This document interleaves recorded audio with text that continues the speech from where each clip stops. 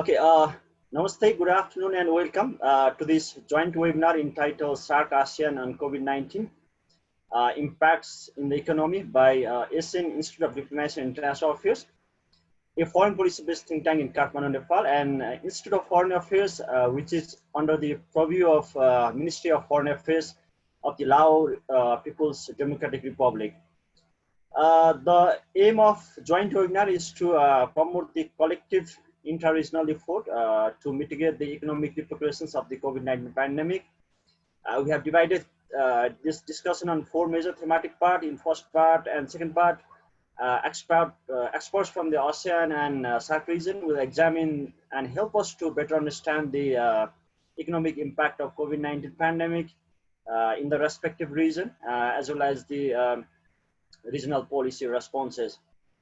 In third and fourth part, our expert will scrutinize the different facets of SAARC-ASEAN relations during and after COVID-19 and put forward some proactive policy recommendations for coordinated inter-regional response. So without further ado, let me briefly introduce our panel of experts. We have Ambassador May SAYAVONGS, who is the Director General at Institute of Foreign Affairs, Lao PDR, who is also the chair of this webinar. Similarly, with us, Dr. Masuma Hasan, the chairman, the Pakistan Institute of International Affairs, and is also the former cabinet secretary of Pakistan. Similarly, we have Dr. Sreeradha Dutta, who is a center head and senior fellow of Neighborhood Studies, Vivekananda International Foundation, India. Similarly, we have Dr. Chumin Thao, Deputy Director, Center for Security and Development, Diplomatic Academy of Vietnam. Similarly, we have Dr. Juita Mohammed, who is a head of Economics, Trade and Regional Integration Program, Institute of Strategic and International Studies, Malaysia. Similarly, we have Bounphieng, who is a Deputy Director of Division of Strategic and International Studies, Institute of Foreign Affairs, Lao PDR. With us, Mr. Kithmina, Hewage, who is a resource economist at Institute of Policy Studies of Sri Lanka. Similarly, we have Ms. Jessica Woi, who is the Assistant Director at ASEAN Program, Singapore Institute of International Affairs. And we have Mr. Kamal Bhattarai, who is a current affairs editor, Annapurna Express, Nepal. And we have Him Raksmi, Resource Fellow, Cambodia Institute for Cooperation and Peace. So now, without further ado, I'd like to request Ambassador May to formally begin this program with the welcome remarks. Ambassador May, over to you. Thank you. Good afternoon again. Dear Mr. Sunil Kesi, founder of the ASEAN Institute of Diplomacy and International Affairs, honorable speakers, my fellow participants, ladies and gentlemen. It is a great honor for me and to be here today to deliver a welcome remark for a webinar on SAARC-ASEAN on COVID-19 impact on economy. First of all, on behalf of the Institute of Foreign Affairs of the Lao PDR, I would like to extend my sincere appreciation to AIDIA, co-organizer of the meeting, and my gratitude towards my fellow distinguished speakers and participants for kindly joining us today. Dear colleagues, as we are aware of the current climate situation, the coronavirus pandemic or COVID-19 is the world's biggest crisis that humankind is facing since World War II. The outbreak of COVID-19 started at the end of 2019 and has continued to widely spread across the world. And more than 500,000 people worldwide have now lost their life as a result of the coronavirus pandemic. Some countries are experiencing a steep rise in COVID-19 confirmed cases, while others have managed to bring the infection rate down from their peaks. In addition, the COVID-19 has already posed a longer-term threat to human life, socio-economic stability, and security in every corner of the world. The World Bank estimated that COVID-19 outbreak will trigger The deepest global recession indicates if the restriction on movement are extended and economic activity shutdown are prolonged. This will result in global supply being further disrupted. The worldwide country lockdown has caused the disturbance of regional and global cooperation to a certain extent. This due to the fact that countries focus on their national public health care and economic recovery, which could result in a lack of attention towards regional and international cooperation. The COVID-19 has become a global emergency. It has touched every continent and region on Earth. ASEAN is no exception. In ASEAN, the numbers are rising, and without doubt, the virus has adversely impacted ASEAN economy, in particular travel, tourism, retail, and other services sectors heavily affected. This is due to the fact that China is ASEAN's biggest external trading partner and investor. In addition, ASEAN member countries' tourist industry benefited from the huge influx of Chinese tourism. Apart from China, East Asia countries, the US and Europe are also amongst the ASEAN member states' main trading and investing partner. Given the fact that these regions are experiencing the high infectious rate and death tolls, the overall impact on ASEAN's economy would likely to be deep. Mitigating measures such as social distancing, temporary closure of school offices, and non-essential businesses and lockdown have been adopted at various degrees across ASEAN to contain the spread of COVID-19. The economic impact are thus intensified as production stopped, businesses operation disrupted, and the people's movement restricted, which resulted in losses of businesses and loss of income for workers. Dear colleagues and friends, up to date, Laos has 19 infected cases so far, and only recently Laos has declared itself as a COVID-19 free country. Although we have no more news cases for months now, the impact are still prevalent.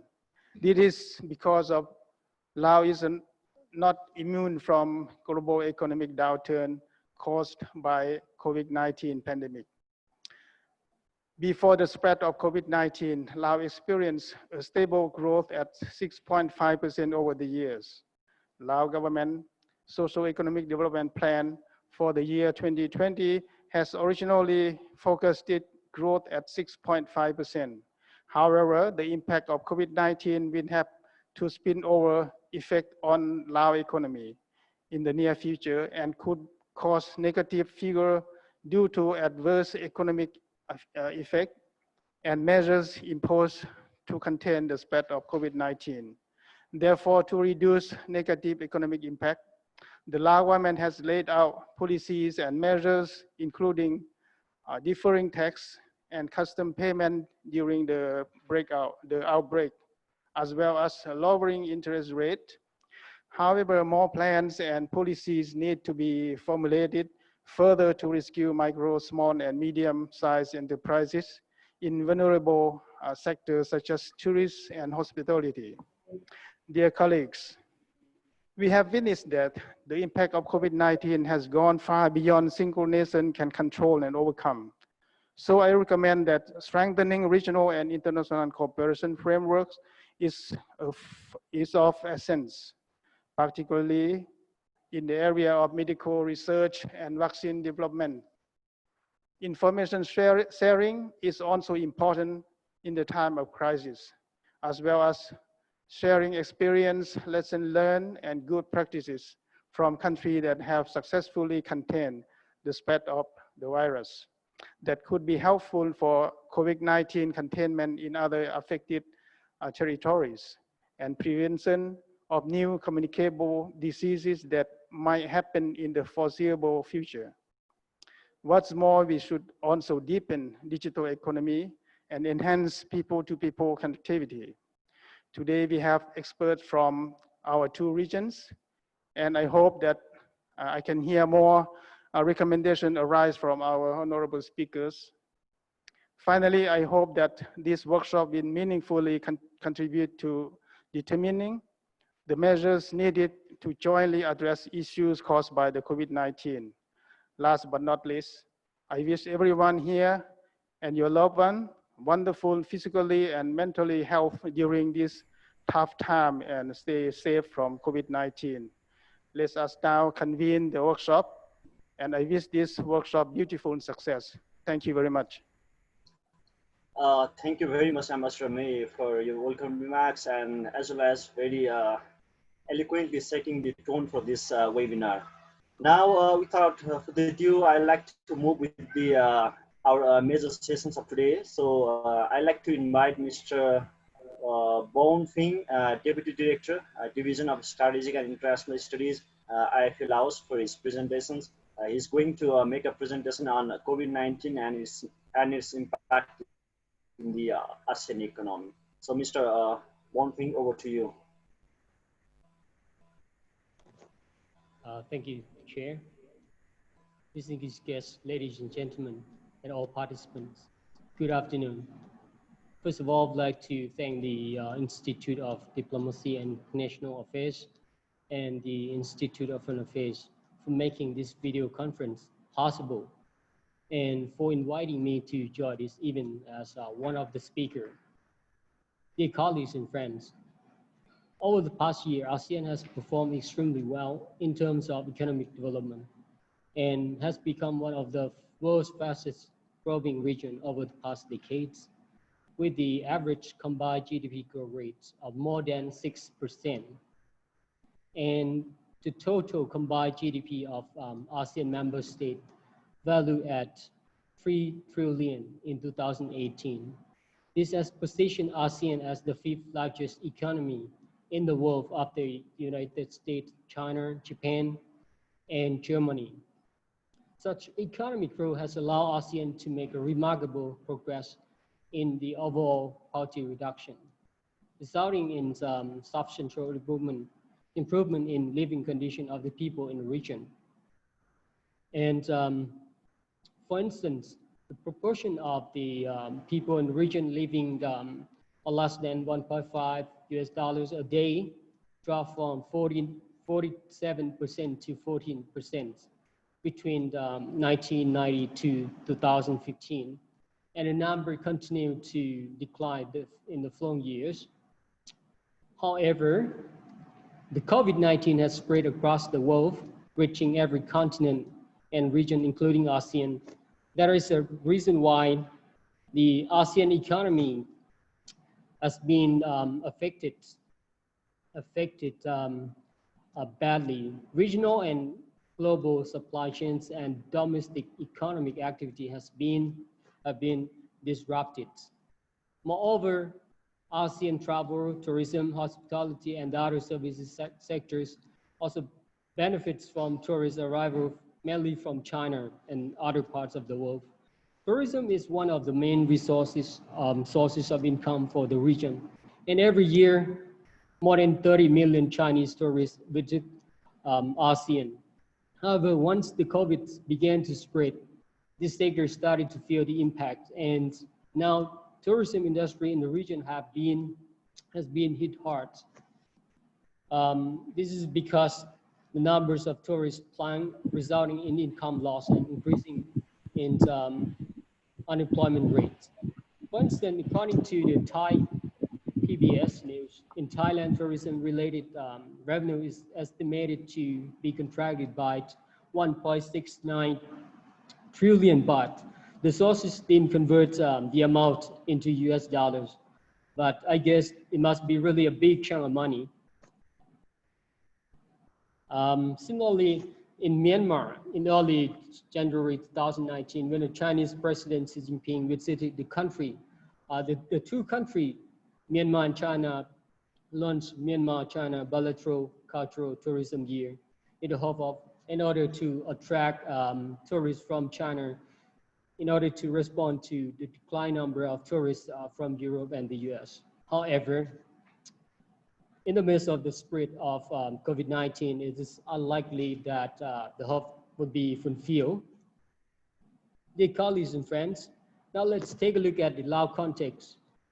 In Laos, over the last decade, the economy has grown continuously at a rate of over 6%, just like Ambassador Masuma just mentioned earlier in his opening remark. And just before the spread of the COVID-19, it's estimated that Lao economy will grow at the same rate in 2020, meaning 6%, over 6% of growth rate. But the estimation has been revised to 1% too, or even could contract by 1.8%. That's going to be the slowest growth rate ever seen over the last 3 decades due to the impacts of COVID-19 and the implementation of containment measures in other countries. Growth projections have also been revised. In Laos, the country has been successfully containing COVID-19, which is evidenced by the fact that there are no more new cases and no person's life have been taken by the COVID-19. However, this does not necessarily mean that Laos has not been affected by the spread of COVID-19. This is because Lao economy has been impacted by global and regional economic recession, the downturn. Laos has been affected through numerous channels, such as tourism, trade, investment.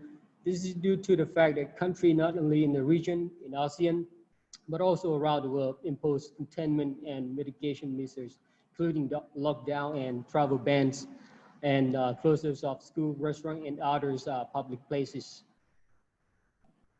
Since tourism and service are the sector that have been badly affected, every year the number of international tourist arrivals to Laos keep increasing. Last year, Laos welcomed almost 5 million tourists. But this year, the number is very far from being comparable. It's no doubt that people working in this sector will lose their job and therefore lose their income. This is owing to the half of the influx of tourist arrival, not only from China, but also from other parts of the world that play a crucial role in bringing foreign currency to Laos and creating employment opportunities for local residents. Tourism, it's accounting for 11% of total employment within the nation. Moreover, since the outbreak, more than, this is another issue, there are more than 100,000 of migrant workers who have returned from neighboring countries, especially from Thailand, due to job losses, and they have to return back to Laos. This has further increased unemployment rates in Laos. Being unable to go back to seek job in Thailand, meaning that it's hard for them to look for a job in Laos in this difficult time. Having a job simply means no income for them. This, to a great extent, affect their household income and livelihood. According to the World Bank, together, these migrant workers will lose about $125 million US. Having seen the negative impacts of COVID-19 on economy and other aspects of society, the Lao government, like the other government in ASEAN and around the world, has implemented policy and measures to reduce the COVID-19's impacts. These measures include, among others, tax breaks, suspension of loan payment, and lower interest rate. However, these are only short-term impact mitigation measures, and because COVID-19 can produce long-term effects. That's why it's important for all government, including Laos, to take following actions. First, reconnect supply chains that have been disrupted for some months already now. Promote e-commerce. And the third, increase cooperations in medical research and development, aiming at advancing public health system so as to not only combat against the spread of COVID-19, but also to prepare for the future outbreak that's gonna happen, I guess. That's all for my talk today. Thank you so much for your kind attention.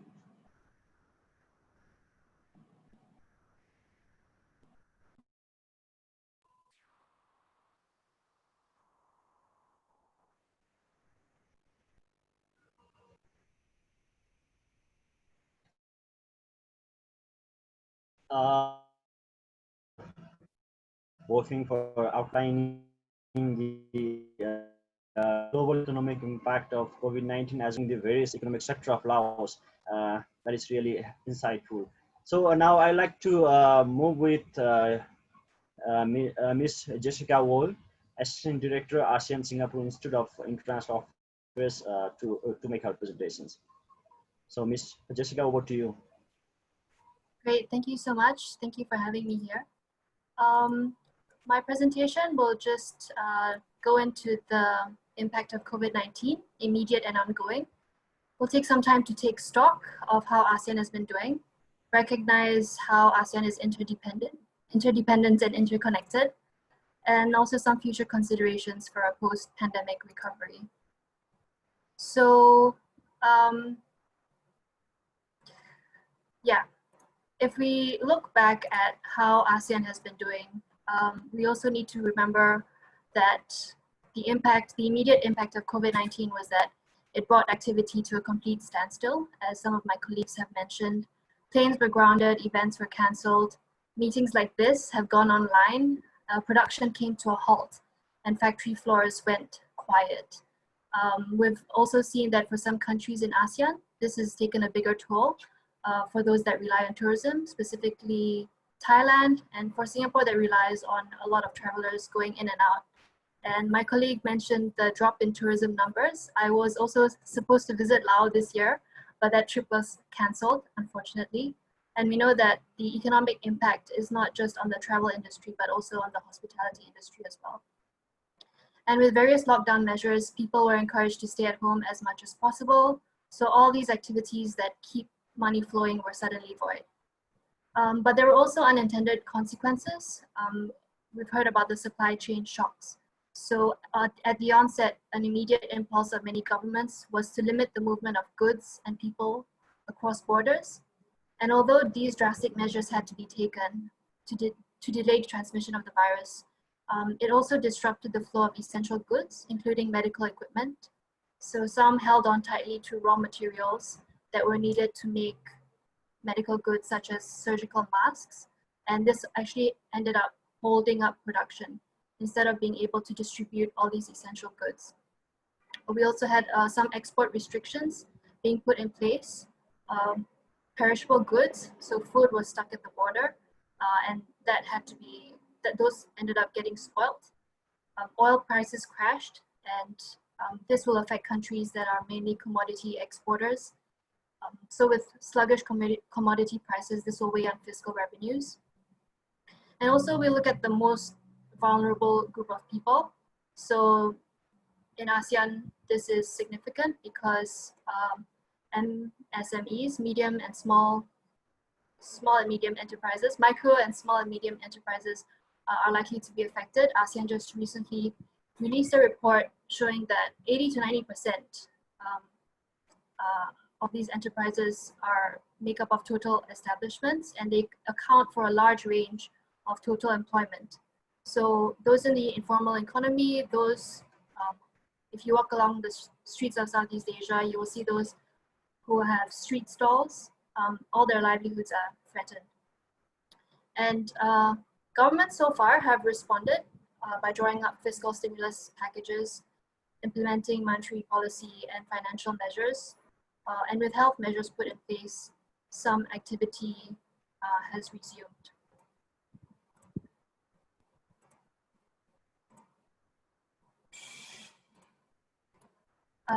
Unfortunately, you don't have to look far to see that some of those immediate impacts will continue to take a toll on the economy.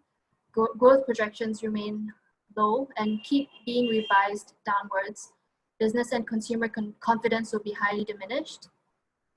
The IMF just revised growth lower for the world in June, 2 months after they had their forecast in April. And we expect that these downward revisions will continue to occur throughout the year. We're also gonna expect businesses to be permanently closed and workers to be forced to retrain and reskill. And travel restrictions will remain in place for the foreseeable future. But this year is not only the year of COVID-19, as hard as it may seem to think.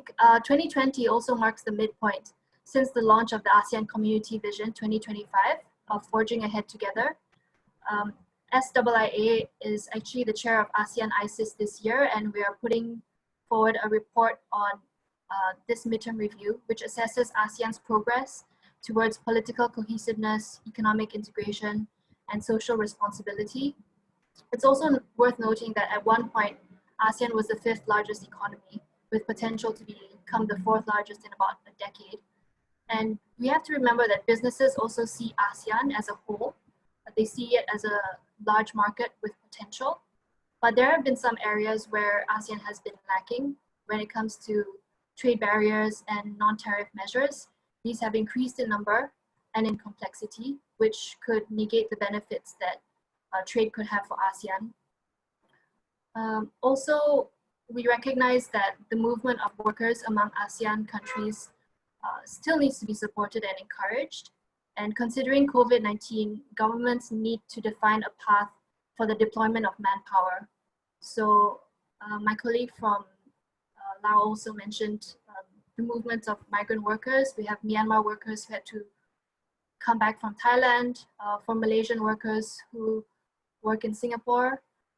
We'll need a viable long-term solution so that they'll be able to continue their work and visit their families. But this is an area where political will is needed.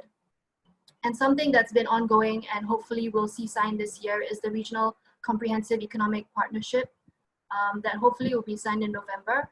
Unfortunately, India is not a part of it, but ASEAN has left the door open. And we hope that this will continue to support the regional economic recovery.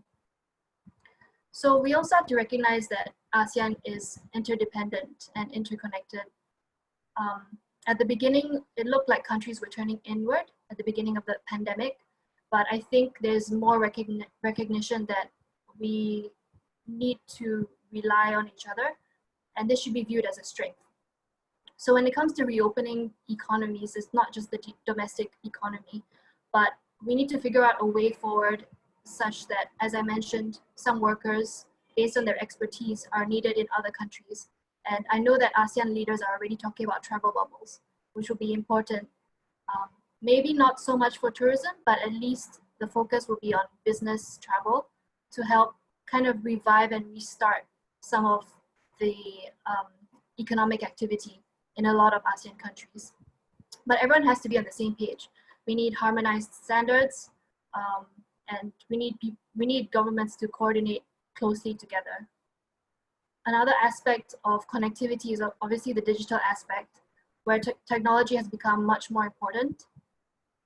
It enables us to remain connected. It allows people to continue working virtually. It will help companies map out their supply chains using data analytics. And it will also be a crucial part of reopening, not only within the country, but hopefully across borders as well. Singapore has its own Trace Together app.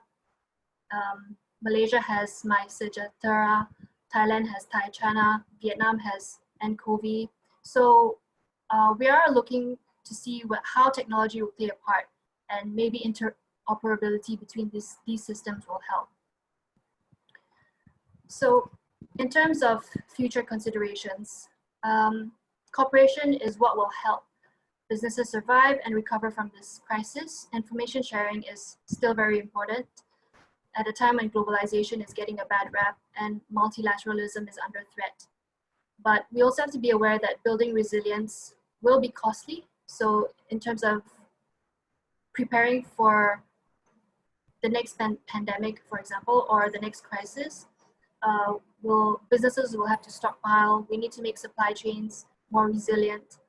This will be costly, but ASEAN leaders have recognized that there is a need to bolster national and regional epidemic preparedness.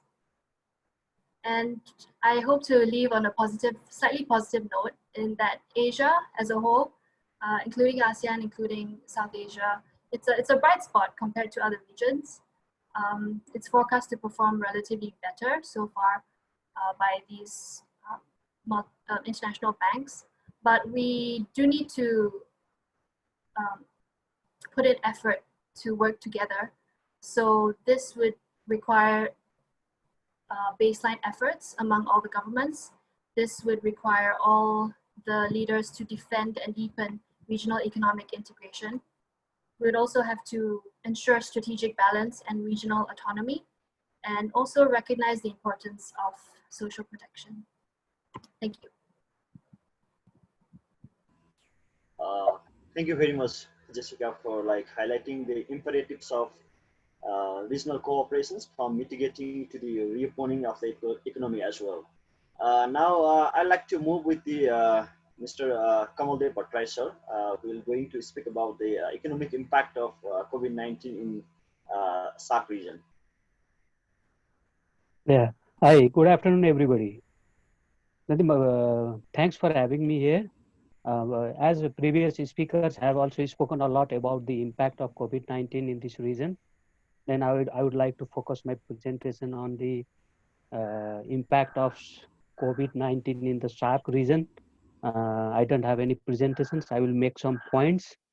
According to South Asia Economic Focus report published by World Bank last month, the major areas that has been badly hit by the COVID-19 in the SAARC country is that the tourism has been dried up, supply chains have been disrupted, demands for the garment has collapsed, consumers and investors' sentiments have been demoralized.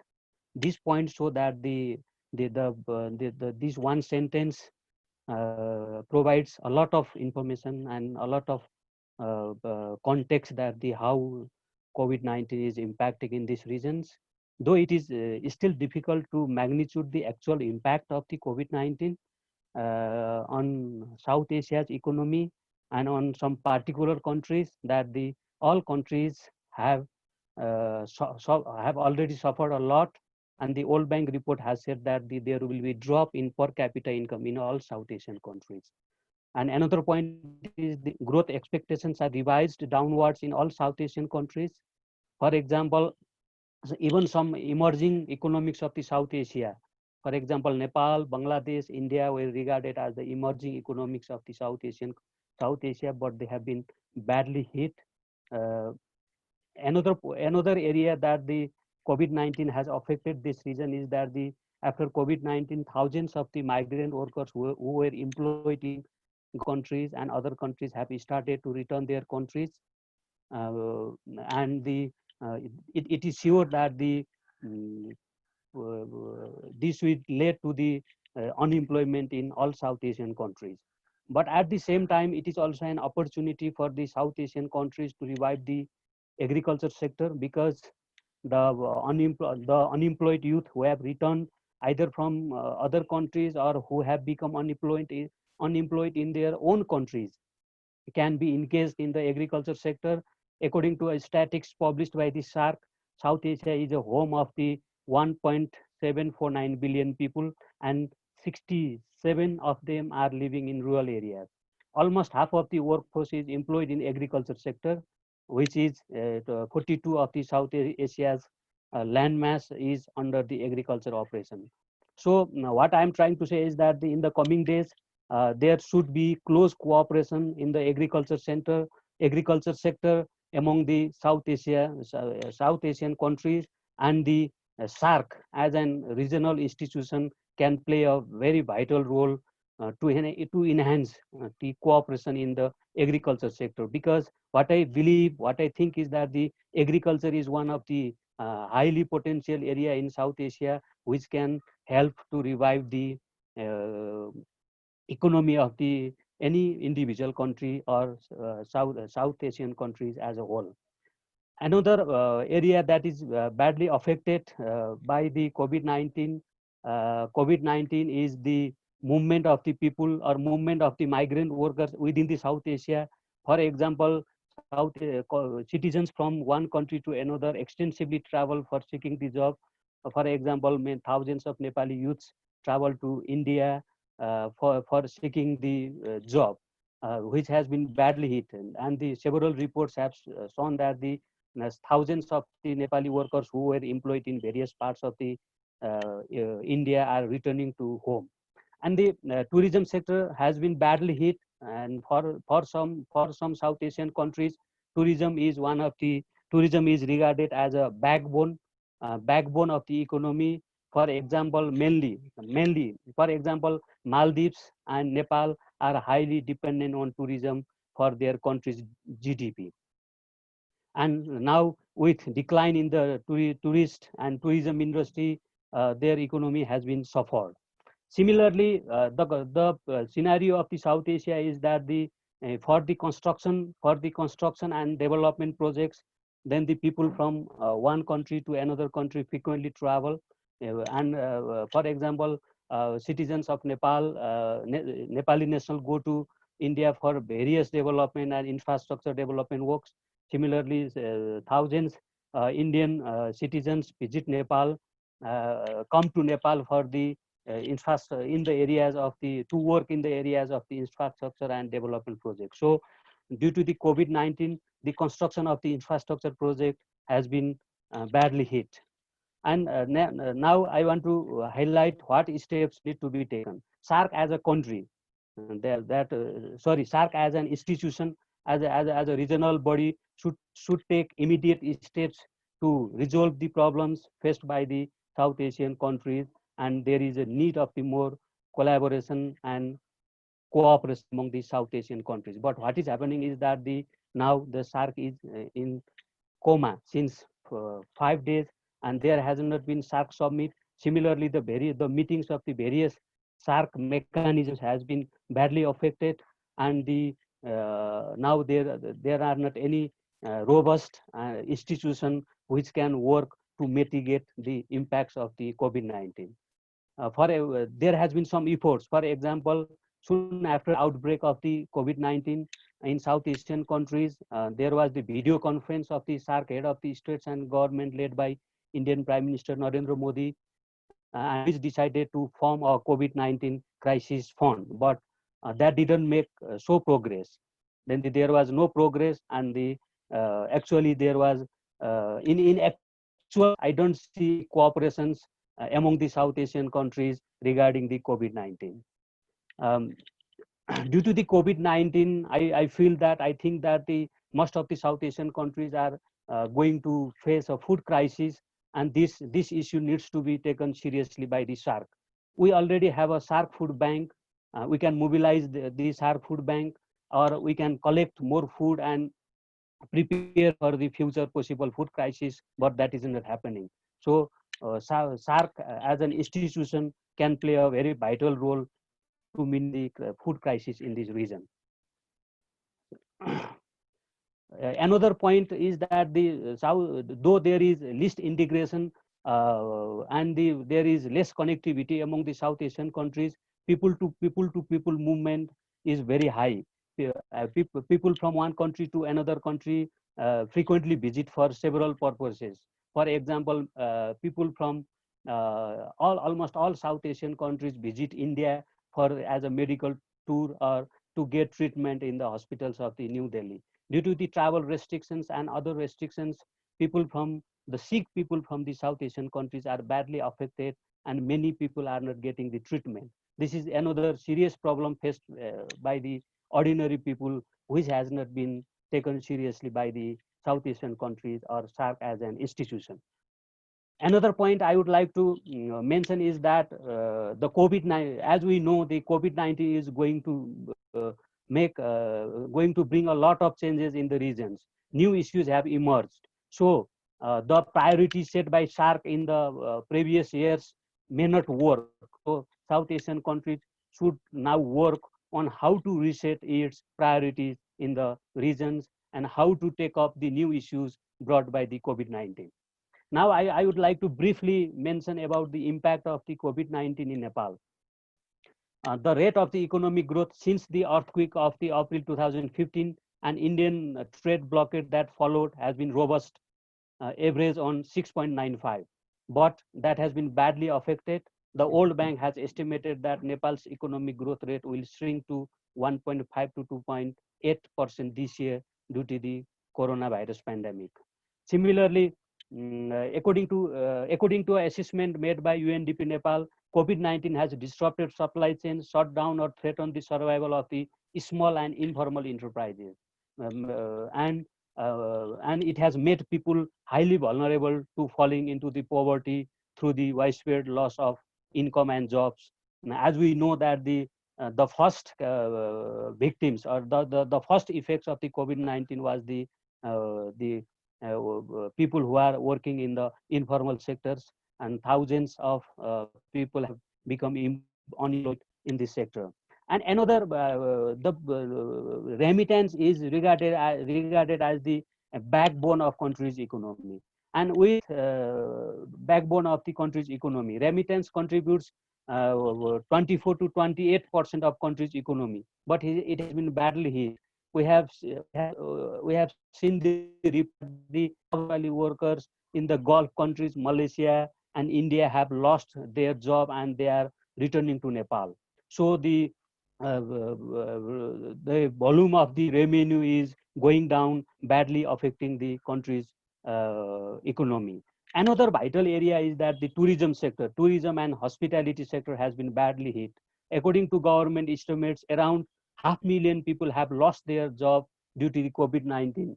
And Nepal has declared 2020 as a Visit Nepal year, which has been badly affected, and the impact in the tourism industry is also likely to affect country's economic health.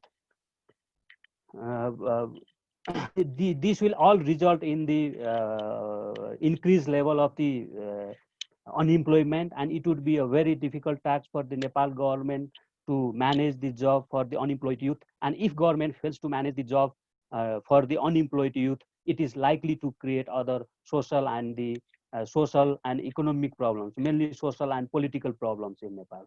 For example, in 1996, when Maoist insurgency began in Nepal, they exploited the poverty and unemployment. And if there is again poverty and unemployment, the splinter group of Maoist party led by Netra Bikram Chand is likely to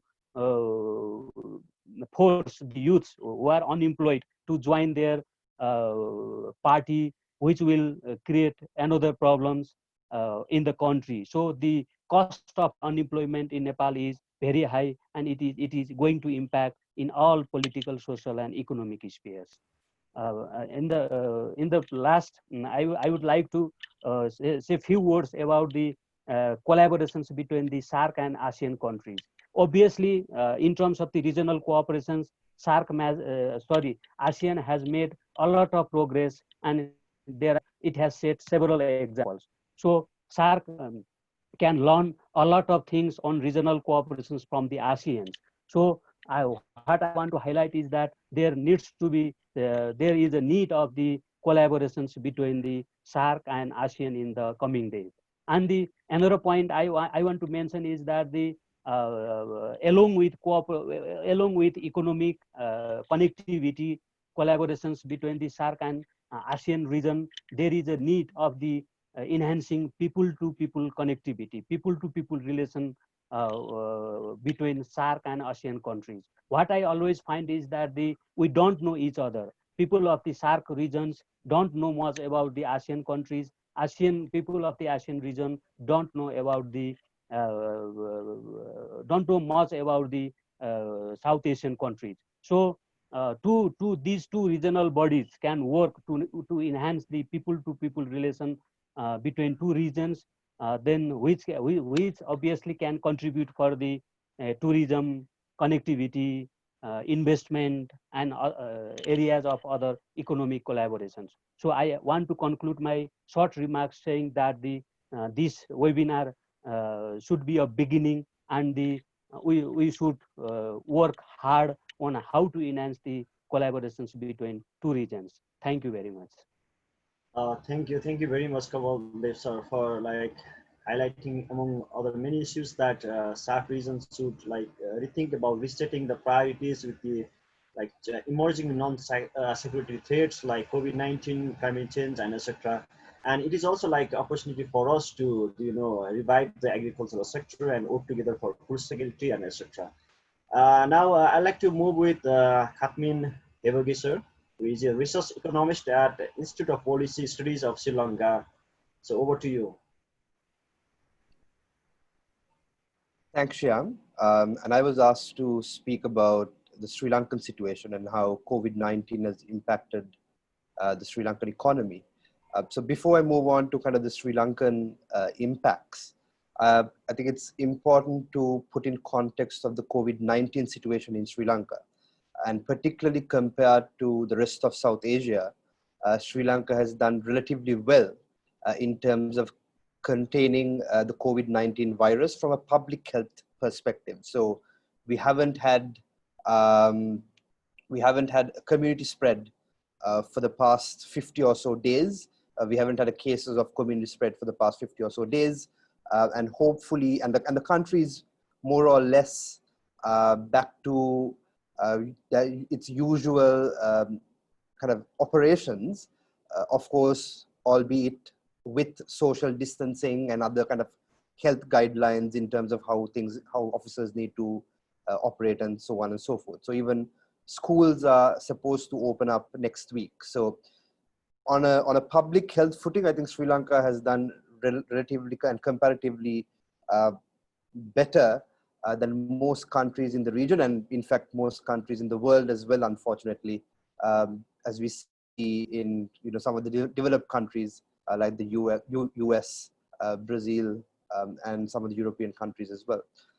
That said, even though we have done relatively better on the public health front, listening to my colleagues earlier, the earlier speakers, Sri Lanka is facing similar issues in terms of the economy as well. So in terms of the impact on SMEs, the impact on tourism, remittances, and the export sector are all common features in terms of how it has affected the Sri Lankan economy as well. So I won't kind of go into too much detail about the issues because I think those are quite common and kind of clear.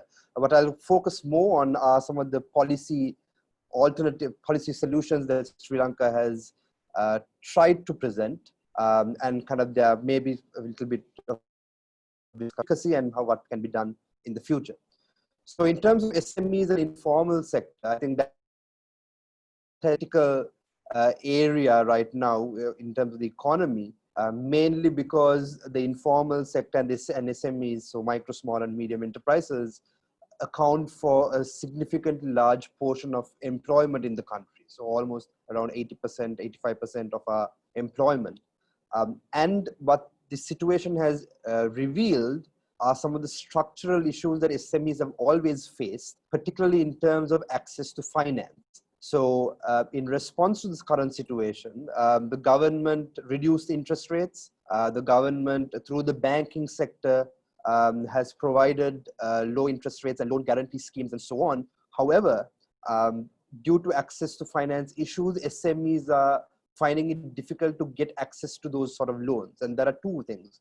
One is the existing and barriers to entry into such financial markets. So they don't have collateral to get these sort of loans and those sort of things. But at the same time, the banking sector also is very risk averse, and rightly so, because there is a high rate of default right now in the economy.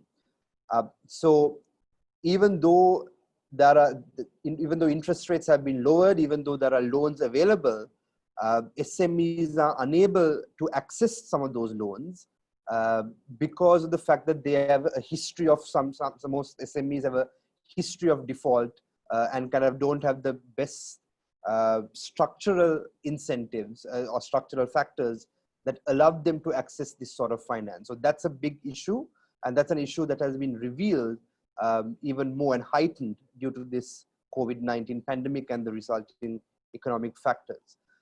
I think broadly speaking, particularly with Sri Lanka, The big thing that needs to be noted is that Sri Lanka is operating with a very narrow fiscal policy space. Because as has been very well reported, we have a high rate of debt. Our fiscal deficits have been increasing over the years. And overall, the government has very little fiscal space to provide things like subsidies, to provide things like bailouts, and so on.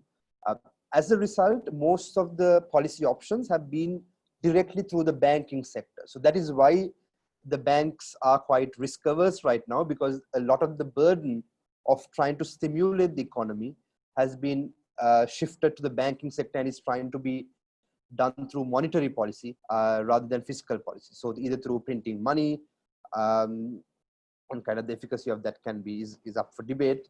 You know, through reducing interest rates, such as bank loans and so on. So this is a big issue. The second, in terms of the tourism sector, I think, unfortunately, the Sri Lankan tourism sector was already trying to recover from last year's Easter Sunday bombings that had on our tourism sector. And 2020 was supposed to be the year that the tourism sector kind of recovered from last year's atrocity. And now this has had a double whammy, a double impact effectively on the tourism sector. So not only is this affecting our hospitality industry and tourism industry, but this is also affecting quite a lot of informal establishments that depended on the tourism sector for income. So that is a big issue. Now the government initially was planning on reopening borders on the 1st of August, but now that has been delayed further indefinitely, at least for now, because there is a concern that reopening borders would bring about a second wave of COVID-19 cases. There were two broad policies that are kind of being discussed right now. One is in terms of the travel bubbles, and I know ASEAN in particular has been talking about this. The likes of the European Union has just now announced, I think, if I'm not mistaken, about 15 countries, 15 non-EU countries that they are opening their borders to, New Zealand and Australia and so on. So Sri Lanka was initially trying to kind of enter some of those bubbles. There is discussion to try and maybe potentially integrate into an ASEAN bubble, if possible, because the South Asian bubble is not possible right now, because India and other countries in the region are still suffering from high rates of COVID-19, India, Bangladesh, and so on. So a SAARC regional bubble is unlikely, but given Sri Lanka's public health situation, I think the government and the country as a whole and the tourism sector as a whole is looking at an option of maybe joining other regional bubbles, such as from ASEAN, and they're also lobbying maybe to try and enter into a regional bubble with the European Union and so on. So that is in terms of kind of border closures and border reopenings.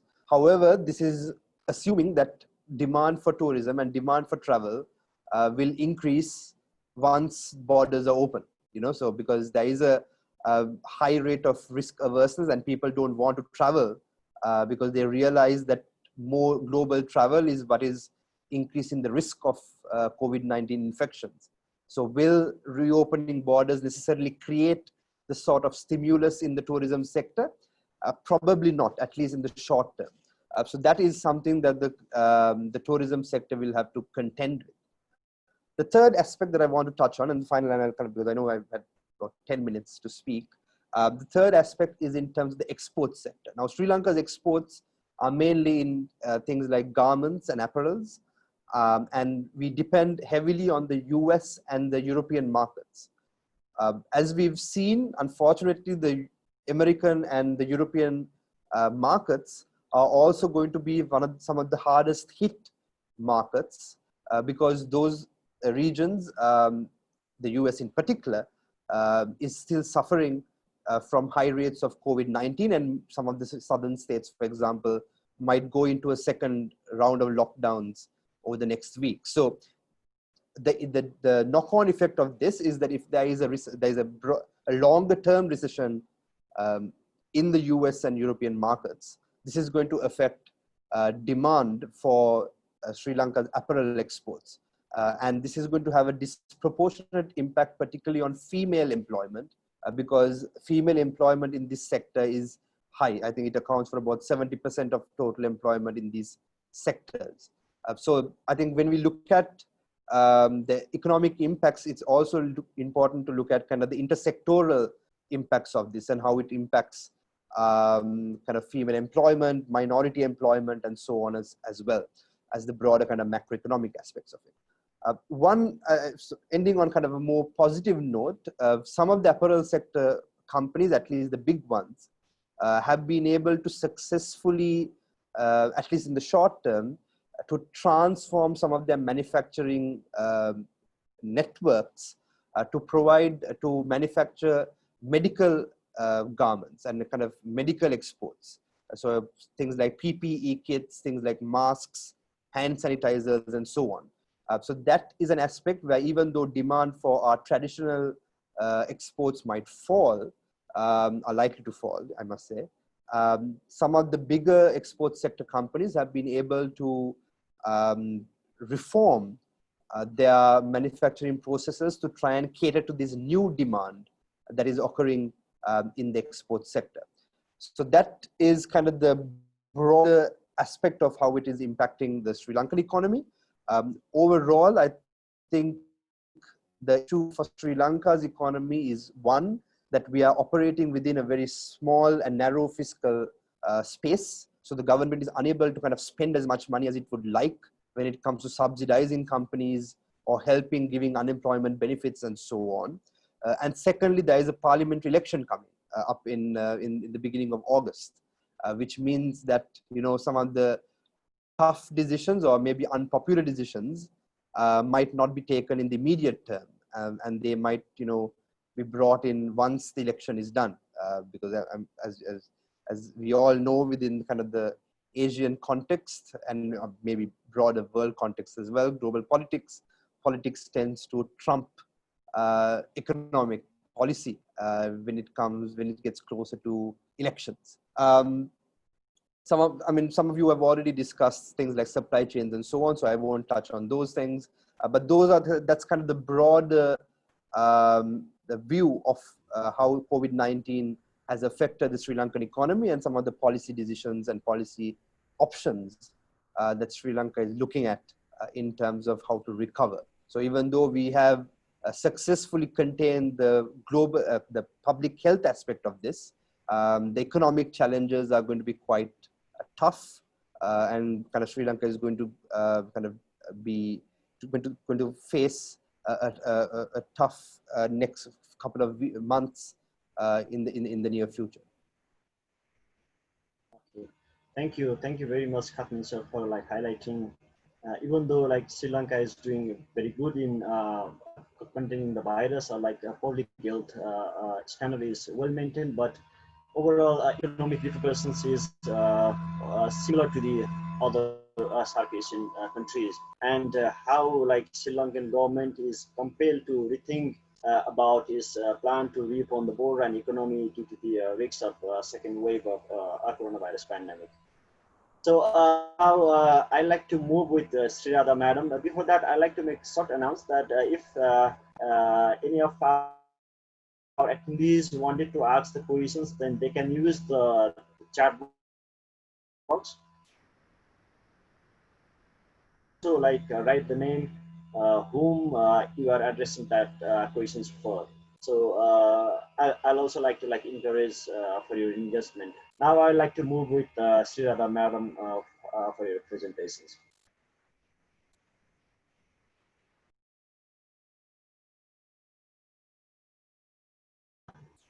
Can you kindly unmute yourself, ma'am? Sorry, yeah. Fine, yeah. Okay. Thanks, Shyam, and it was a pleasure listening to all the other speakers and panelists, and I especially agree with my two South Asian colleagues as to how they see the region, growing ahead. So I will delve a little bit on the first few minutes about SAARC per se, and of course touch upon aspects about India, and then try and see how SAARC and ASEAN can work together. I'm going to be pretty frank and say that, you know, despite many work which has been done earlier and in, you know, in the past, there hasn't been too many occasions. I mean, while many of the South Asian countries individually have good relation with countries in ASEAN, but even Indo-ASEAN, as you know, has, you know, there's a milestone coming up also. While India has excellent relation with ASEAN, but as a group, South Asia has really not had much interaction. And I hope this is the beginning of something. You know, all of us are going to take good year to recover. And I actually thank you, Shyam and IDEA, for actually this initiative where it's time for us to actually kind of ask a little more questions as to how we think that we could work together. The reason I say that we need to work together is because, I mean, as we've heard, every economy is very, you know, has been affected. Every single economy in some way or the others. Some are struggling, like India for sure. Many aspects has been brought out, and I'll also get into that. But at the same time, what I was thinking is that, you know, we could start learning the good practices, and there's plenty to learn from ASEAN.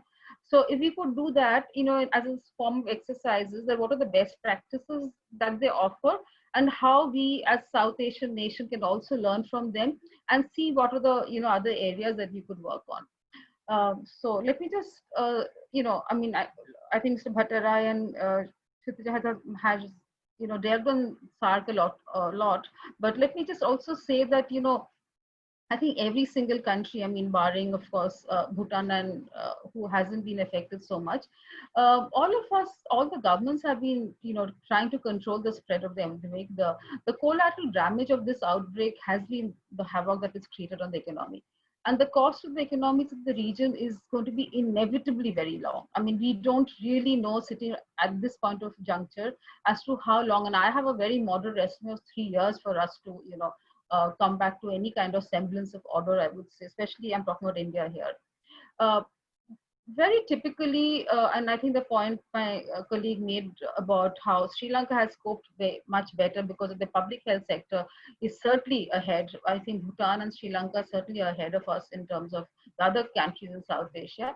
But in India, we've seen that it's been, you know, really, really stretched. And I think some of you are following the news. Even now, we are in the midst of, you know, a kind of 6 lakhs figure, and there are huge outbreaks on a daily basis. And there's virtually, I mean, almost every, you know, of course, one can discuss figures as to how it's only the 10 cities which has contributed to 90% of the cases, and, you know, all of that. But the point is that every city is struggling. And for a region which had, you know, for very long hovering in the, you know, bracket of 5%, I think the region's share and region's share in the world trade was also pretty low. There's going to be a drastic drop at this level now, and you know, there's a signifying population who lives below poverty line in the South Asian region. In India, I think statistics just came up a couple of days ago that we've got now 12% plus in that below the poverty level, which actually tells you how drastic the situation is. And this is when we really don't have all the data out as yet. I mean, so, you know, I think Mr. Bhattarai also talked about how the South Asian Economic Focus has, you know, given us some data and statistics. They're actually predicting that there'll be a fall of, you know, the regional growth to something like 1.8%, which was predicted to be 6.36 months ago. So, you know, these are some of the worst case scenarios that the region is experiencing and, you know, having to struggle with. Of course, there was a mention of the, you know, initiative by Prime Minister Modi in terms of the COVID emergency meeting. I'll just have a slight disagreement here. That not, you know, while as we know, and I think he used the word coma, which I do agree that SAARC has been in coma for a variety of reasons.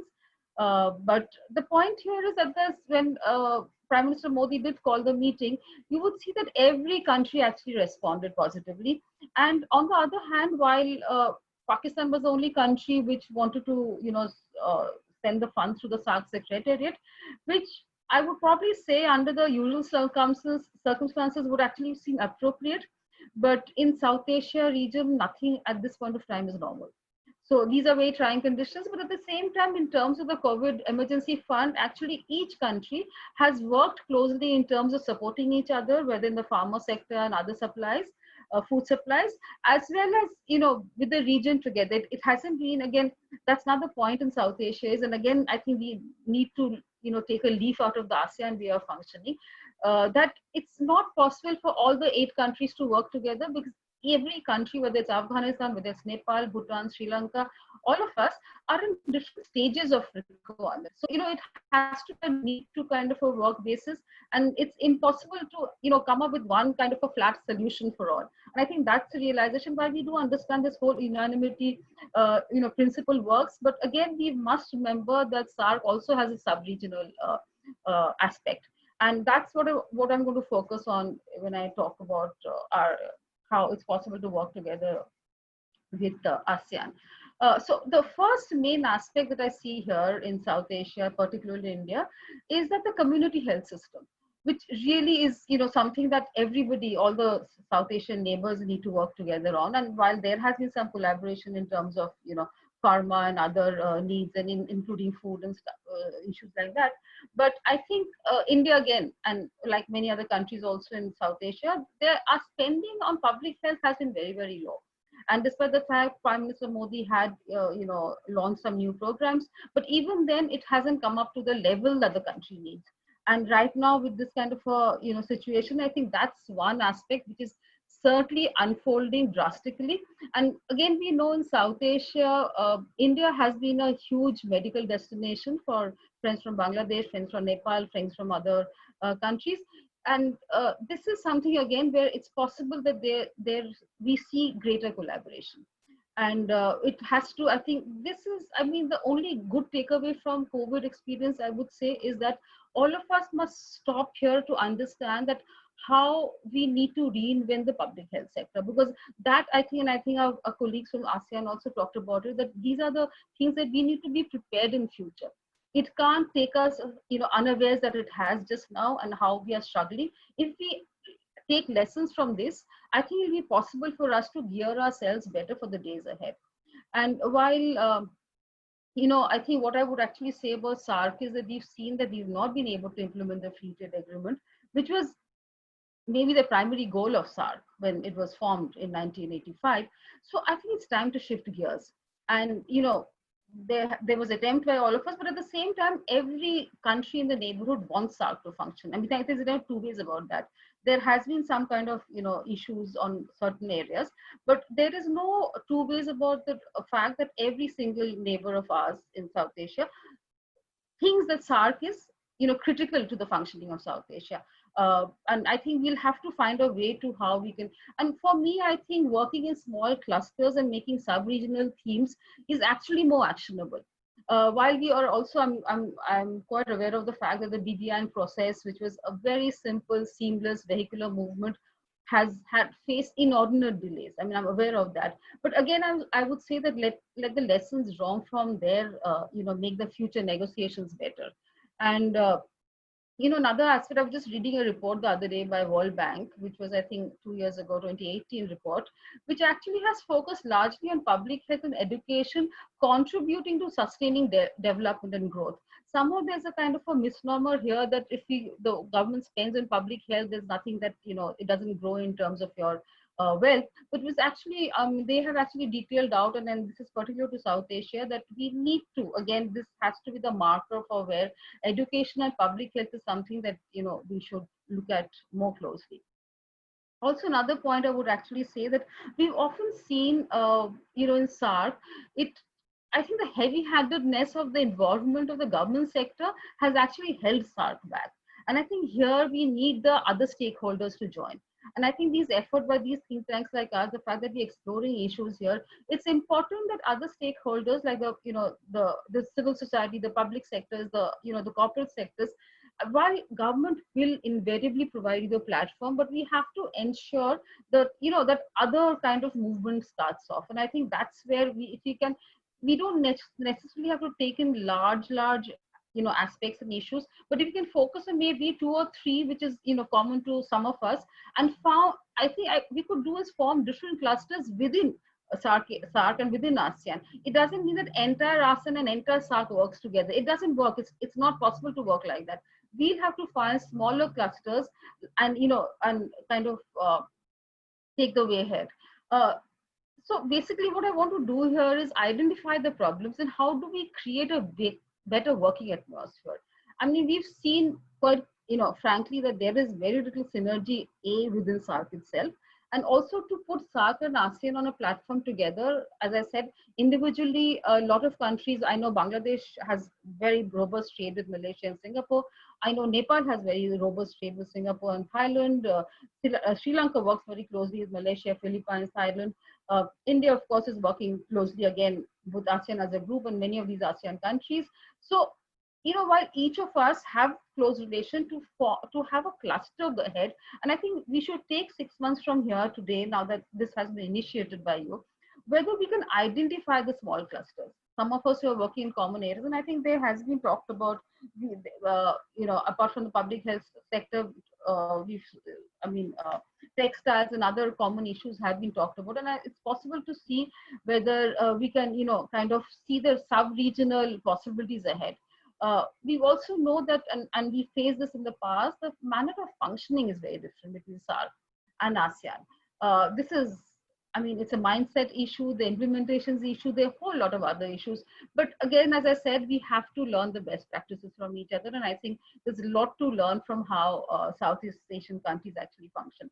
Even in Southeast Asia, if we've seen, and some of them have been touched upon by the speakers, that had seen very high FDI flows in 2019, there's going to be a suspension of that, and already has in fact. And these lockdown measures has actually created a lot of issues in terms of the automotive industries, in terms of the other joint venture capital intensive manufacturing industries in the region, as well as of course electronic parts, and several of these other issues, not to mention the apparel industry, which is close to a heart both in South Asia and Southeast Asia. The supply chain disruptions have really created havoc here. And here I actually want to flag the issue of China. Many of you probably following the political issues that India has facing. But even before that, you remember Prime Minister Modi had launched the Atmanirbhar program, which basically also tells you that, for us, we've been very, very strongly dependent on the Chinese economy. And it's about time, and not only, for many of the factors that Mr. Bhattarai and others have identified, that our remittance has, from a huge billion that we earn from the Middle East countries and other countries, it's really come down very sharply. There's a huge unemployed labor, which is sitting at home in India, not only the internal migration issue, but also the external workers who've come back. There's huge attrition in every corporate sector.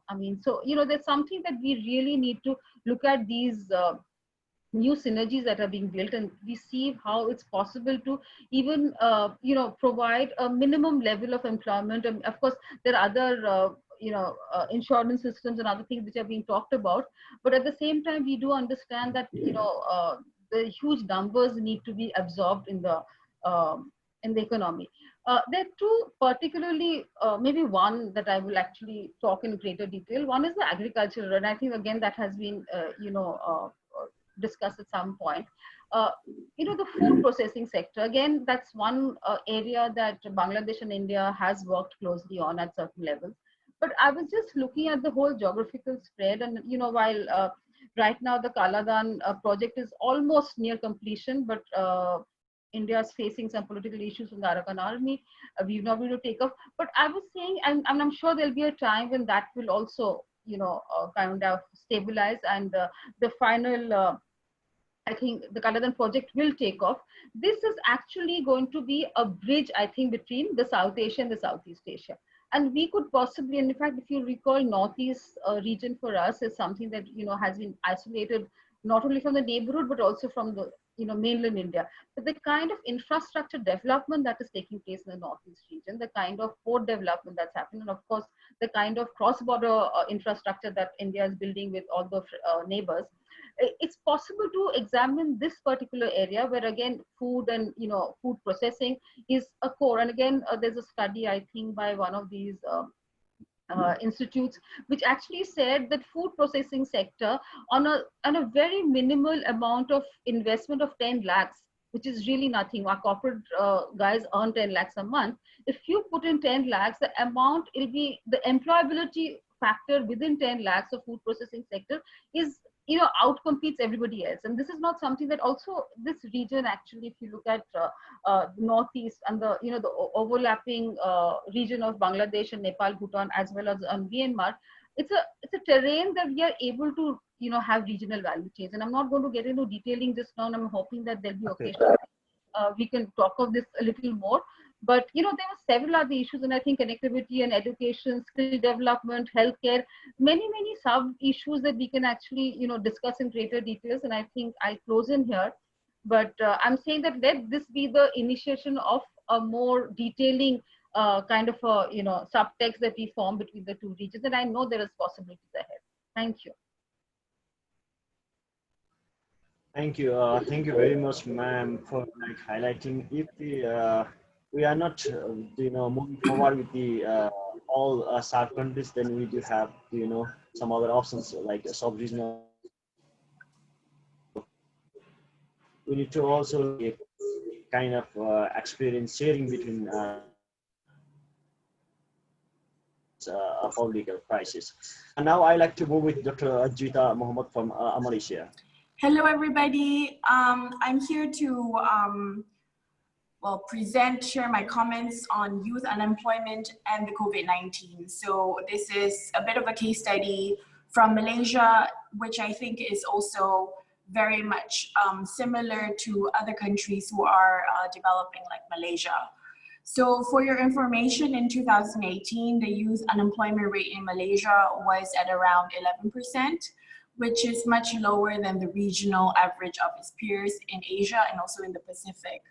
But what is of concern is that in Malaysia, we have the third highest youth unemployment rate in ASEAN, and this is after Indonesia and the Philippines.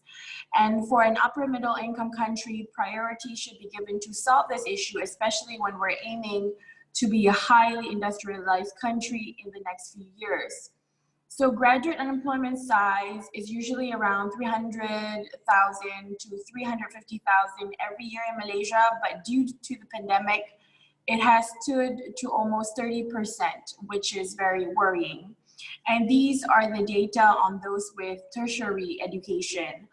We found that teenage job seekers before the pandemic were 1.7 times more likely to lose their jobs than young adults of 20 to 24 years old.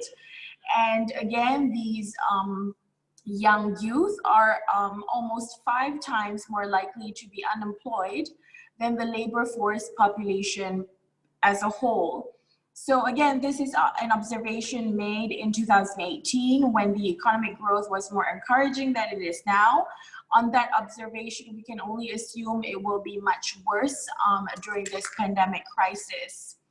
So given that the teenage workers are between 15 to 90 years old with only secondary education at best, they are more vulnerable as they're considered as unskilled workers with lower wages and lower bargaining power, and are somewhat interchangeable or replaceable due to the abundance of unskilled workers we have here compared to skilled workers in Malaysia. So again, this is about the same for other developing countries in ASEAN and also SAARC. So as I mentioned, graduate unemployment is on the rise to 30%, and given that the firms and businesses are now in survival mode, they are unlikely to hire fresh graduates this year due to the pandemic. So I believe, again, this is very much the situation in other countries in ASEAN and SAARC as well. So what should we do? So at a country level, there needs to be a deep reform in our education system, for Malaysia especially. The unemployment issue among the youth will not only be solved with just having more jobs. The issue here is creating the right jobs. So for the last few years, we saw that semi-skilled and also low-skilled jobs were more available than skilled jobs in Malaysia. So again, this has led to the issue of underemployment among our youth and workers in Malaysia in general. So the quality of our graduates and the skills that they're equipped with upon graduation is vital, so that they are more employable to our industries, which again should be shifting to more automation and more digitalization in the future. So a survey by the World Bank and also Talent Corp a few years ago mentioned that our graduates are not really employable because of the skills that they're lacking, because of the lack of communication skills especially, and also because the university programs are not very reflective of the current job realities on the ground. So again, I believe improvements in quality of TVET is important for reforms. Again, and this is to be homegrown, but what is more important, I feel, is that it needs to be supported by the region through labor mobility. The movement of skilled workers among ASEAN countries need to be supported, and it needs to be encouraged, even with various MRAs signed for different professions. Skilled workers who are actually tapping on these platforms, they're still very much minimal. So to date, even though not encouraged, the movement of unskilled workers remain high compared to the movement of skilled workers. So here, my last remark would be to ensure that increasing participation in high value added and knowledge-based activities is able to take place within ASEAN as a whole. Skilled workers within ASEAN need to be encouraged to support industries that need them the most, even if it is beyond their national borders. So again, the signing of MRAs is not enough to promote movement of skilled workers with ASEAN, given our past record. This is where political will is very much needed. So I feel that with labor mobility, underemployment issue can be solved, and youth unemployment could be managed in the future for countries like Malaysia in ASEAN and also beyond. Thank you. Thank you very much, Dr. Juita Madam, for sharing the Malaysian experiences, and as well as also highlighting the promoting the knowledge-based economy that can be very fruitful for reviving the economy that is impacted from the COVID-19. Now I'd like to move with him, Raksmi sir, for your presentations. Thank you, Sayan. Good afternoon, everyone. On behalf of Ambassador Sreeradha, CICP Executive Director, I'd like to express my appreciation for the Institute of Foreign Affairs, Lao PDR, for extending the invitation for CICP to take part in this webinar. Hello, can you hear me? I'd like to also take this opportunity to convey Ambassador Sreeradha's warm wishes to all ASEAN ISIS representatives, and hope you stay safe and well during this difficult time of COVID-19. Before sharing my view on ASEAN-SAARC relation during the COVID-19, allow me to say a few points on the cooperation between the two regional organizations in general as a context. ASEAN was established in 1967 by 5 founding members such as Thailand, Singapore, Indonesia, Malaysia, and the Philippines. Later saw another 5 countries in Southeast Asia join suit, follow, namely Brunei, Vietnam, Myanmar, Laos, and Cambodia, where SAARC was incepted in 1985 by 7 South Asian countries, namely India, Pakistan, Bangladesh, Sri Lanka, Nepal, Bhutan, and Maldives. In 2007, Afghanistan was admitted to become a member of this regional organization. 2020 is marking the 22nd anniversary of the relationship between ASEAN and SAARC, when the two held their first ministerial meeting on 25th September 1998 in New York at the margin of the UN General Assembly. At least 2 work plans at the secretariat level have been reached between the two, namely ASEAN SAARC Secretariat Work Plan 2004-2005 and another one 2008-2009 Work Plan, which cover a wide of cooperation area, including trade, investment, energy, health, agriculture, tourism, drug and transnational crime, etc. However, ASEAN and SAARC cooperation can be observed to be limited. No more work plans have been publicized beside the 2 above-mentioned documents. No high-level meetings have also been publicly held between the 2 countries lately. The reason can be varied, including resource constraints and internal tension among members in SAARC, desire to frequent boycott of meetings.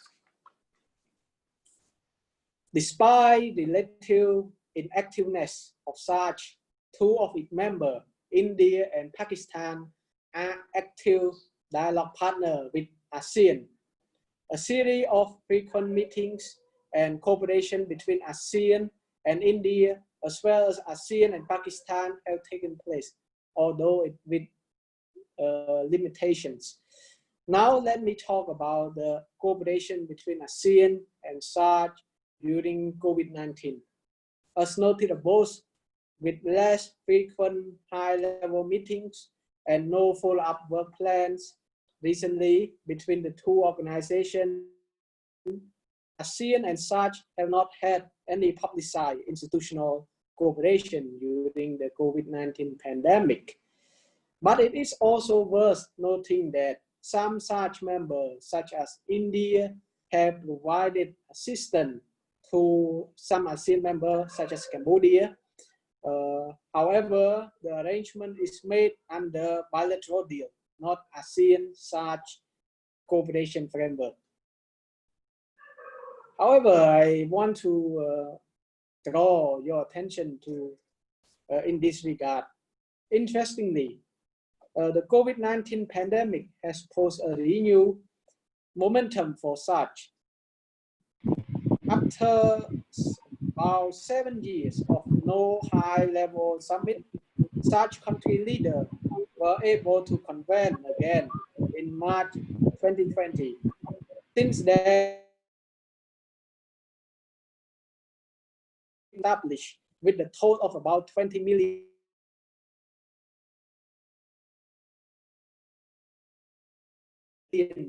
contributed about $1 million, Bangladesh $1.5 million, Bhutan $100,000, India 10 million, and also served as the manager of the fund as well, and Maldives 200,000 USD, and Nepal 800,000, and Pakistan 3 million, and Sri Lanka contribute about $5 million. So such country, in addition to the emergency fund, such country also remove barrier among each other on trading essential goods, such as medical response to the COVID-19 pandemic.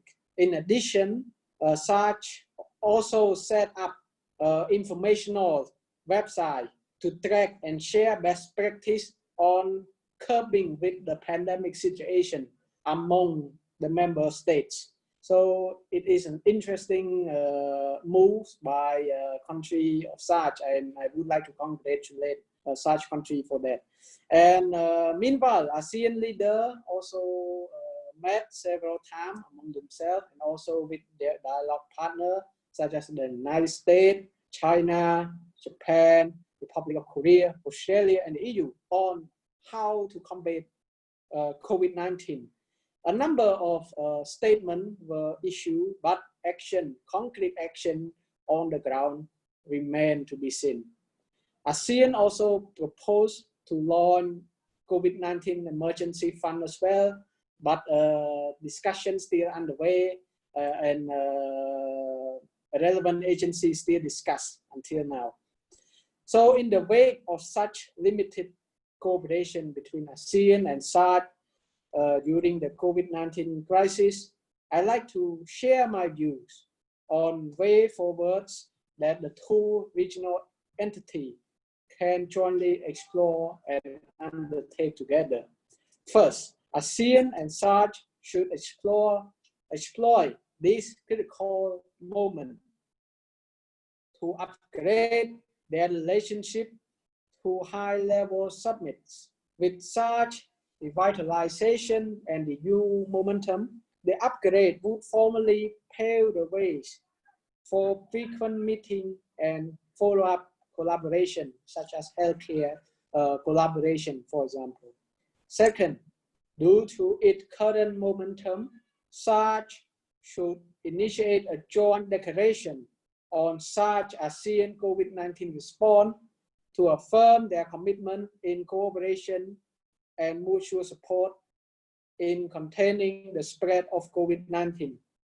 Joint efforts toward the post-COVID-19 recovery should also be incorporated in the statement. In conclusion, such ASEAN cooperation has been limited during the COVID-19 crisis, although the strength has not been new during the course of its 22 years of relationship.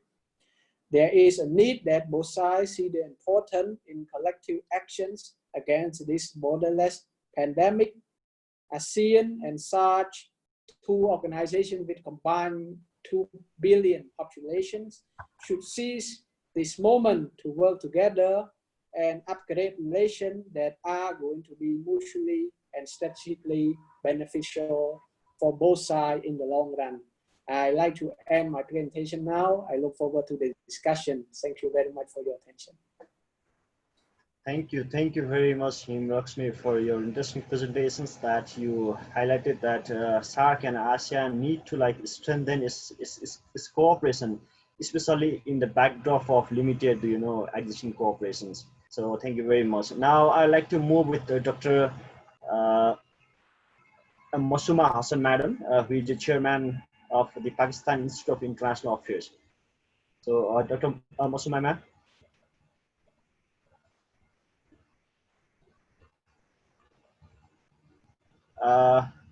Dr. Masuma Hasan, ma'am, are you listening to us?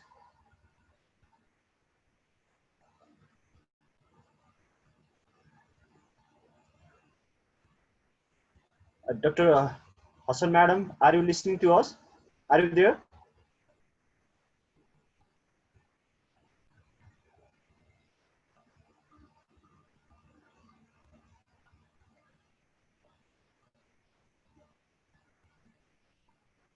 Yeah. Dr. Hasan, madam, I'd like to request for your presentation.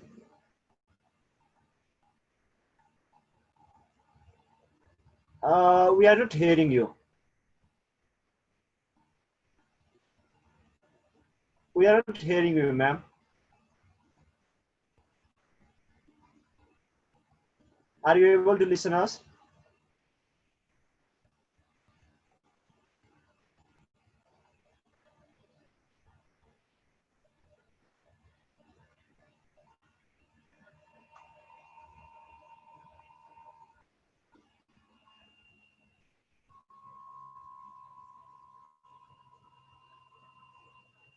Dr. Hasan, ma'am, are you able to listen to us?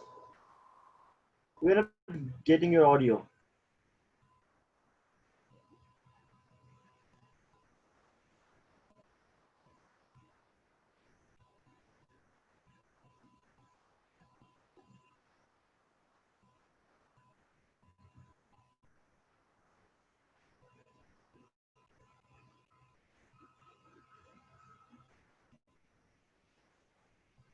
So I think now I can move with Dr. Chum Thao and my colleague from Laos and AIDA can assist Dr. Hasan, madam, to fix our audio, and then we will come back to her later. So now I'd like to go with Dr. Chum Thao, Deputy Director, Center for Security and Development, Diplomatic Academy of Vietnam. Dr. Chumintao, over to you. Thank you. Good afternoon. First of all, I would like to thank the Institute for Foreign Affairs and the organizers for inviting me to this webinar. It's my first time to join such a webinar, and it's excellent to see old friends from Cambodia, from Laos, and as well as new friends from India, Pakistan, and other countries. So I will try to make my presentation short because we are already short of time. The world is going through a difficult, uncertain, and unpredictable time ever. And the COVID-19 has put risks to lives of billions of people, resulting in nearly 10 million cases and 500,000 dead all over the world so far. The consequences are devastating, with the global order uncertainty and global economic recession starting in February 2020, affecting the lives and livelihoods of most of the population in the world.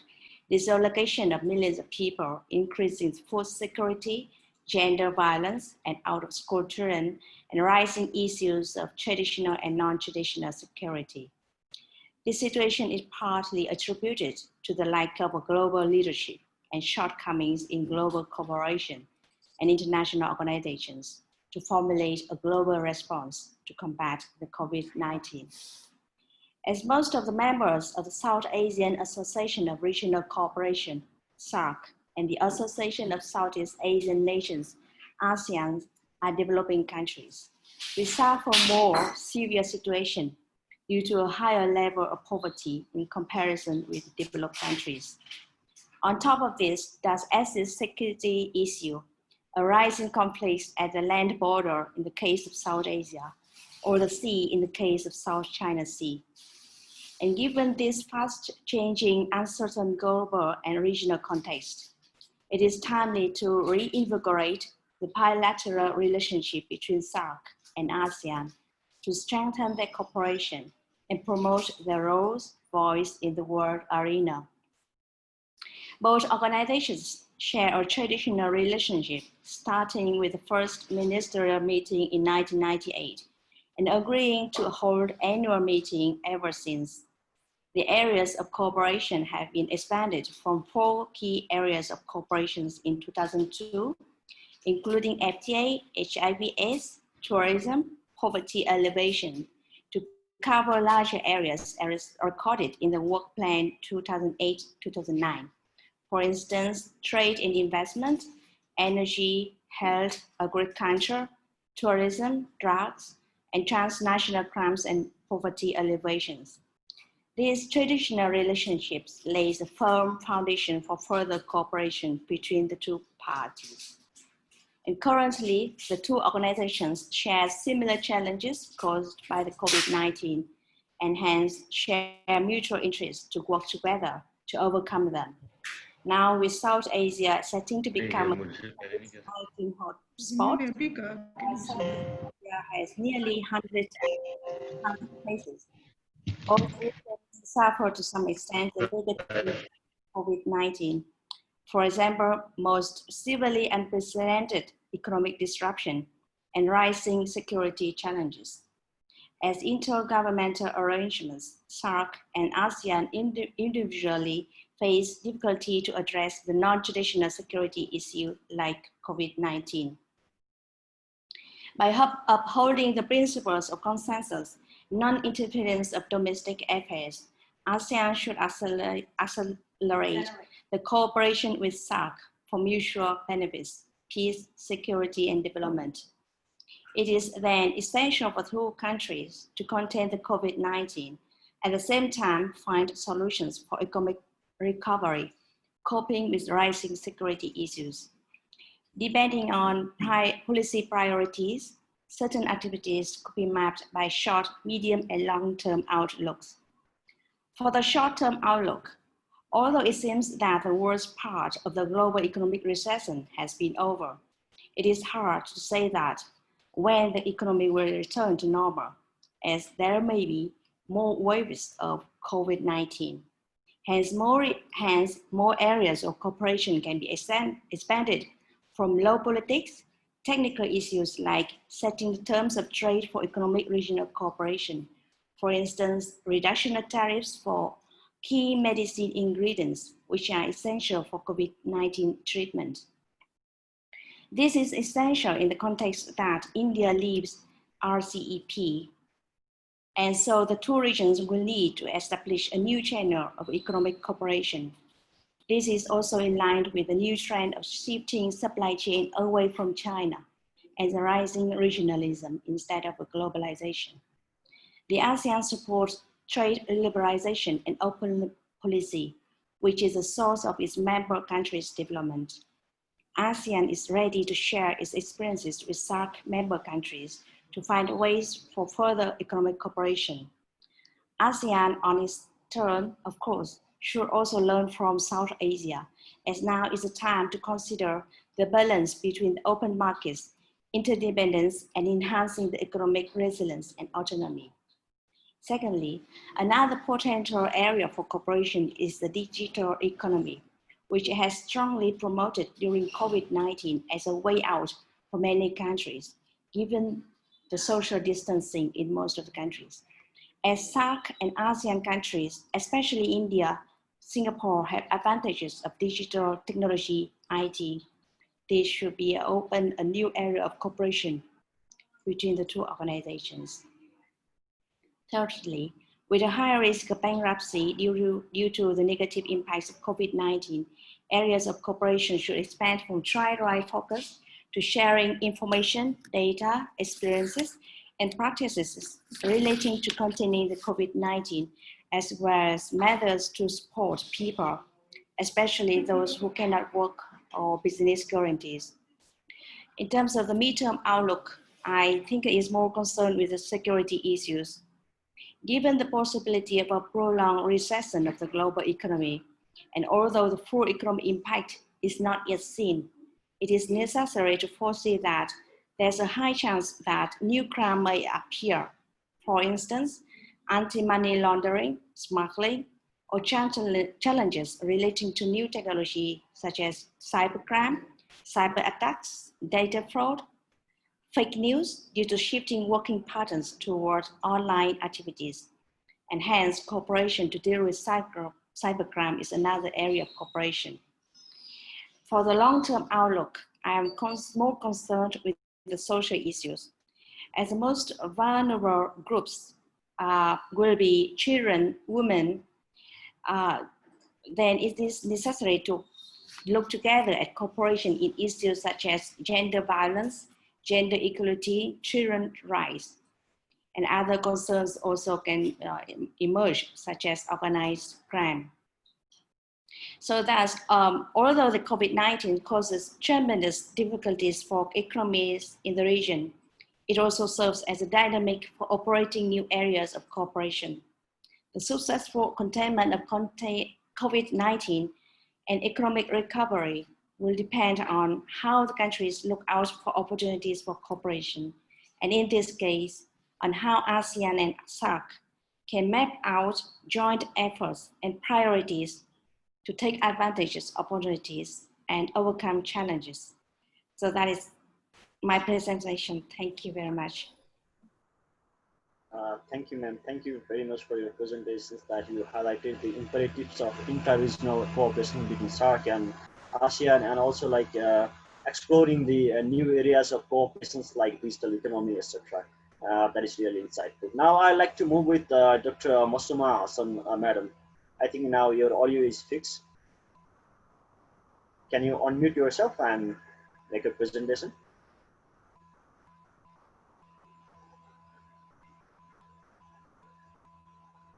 Okay, can you speak now? Can you hear me? Yeah, Hello, yeah, can ma'am. you hear me?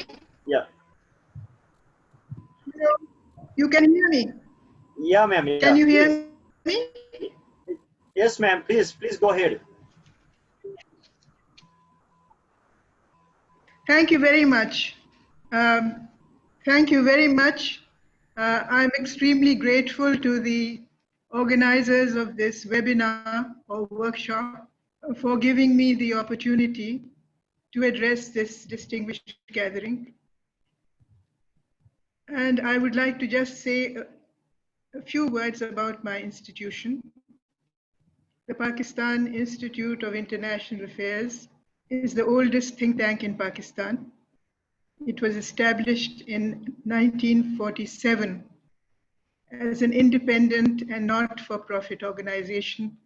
So we have 73 years of experience behind us. It is an honor to be with you, but I must say that most of which I could have said has already been said in the very interesting presentations which have already been made. I would like to start with the universal. Today, the World Health Organization has issued a warning that COVID-19 is going to get worse and worse.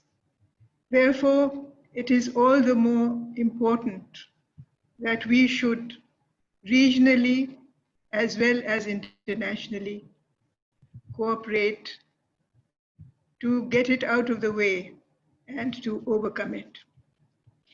Much has been said already about cooperation, even about the future cooperation between SAARC and ASEAN. I must admit that the ASEAN countries, the ASEAN region, has been more successful in containing the epidemic than South Asia, which is fast becoming a hotspot.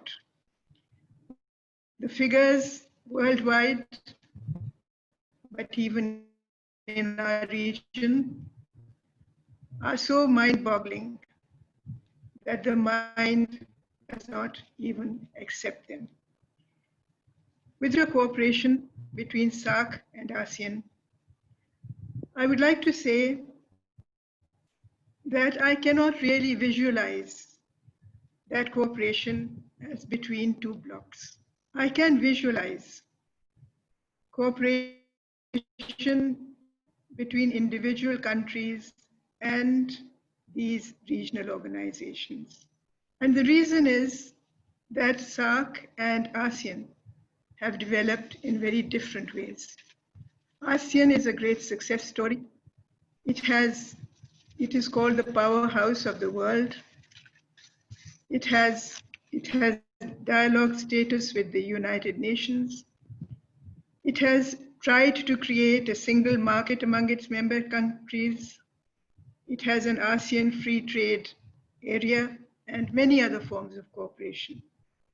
But for me as a political scientist, its greatest achievement, and this is just my view, is the treaty which they have signed, the Southeast Asian Nuclear Weapons Free Zone Treaty, in spite of some minor border disputes between the ASEAN members, which has turned Southeast Asia into a nuclear weapon-free zone. ASEAN has also developed other institutions within it. India has always played a very important role in ASEAN, but ASEAN has also developed the ASEAN Regional Forum, a multilateral dialogue forum for security issues, of which some South Asian countries are members, like Pakistan, like Bangladesh, and like Sri Lanka. SAARC, on the other hand, I think, has not lived up to the expectations of its founding fathers. It was set up as a regional and economic integration organization, and it has also set up a South Asian free trade area in 2006. It has